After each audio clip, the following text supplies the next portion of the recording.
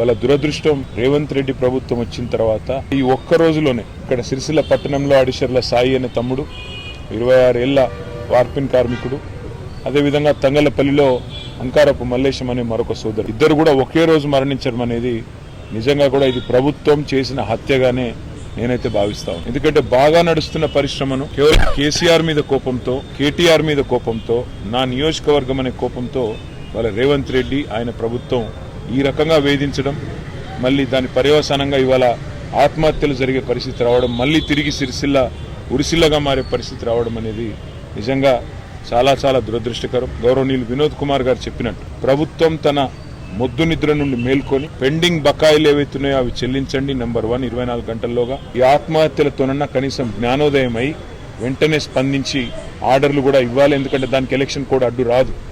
ఇదివరకే జరిగిన కార్యక్రమం కాబట్టి కొత్తగా తీసుకునే నిర్ణయం ఏం కాదు కాబట్టి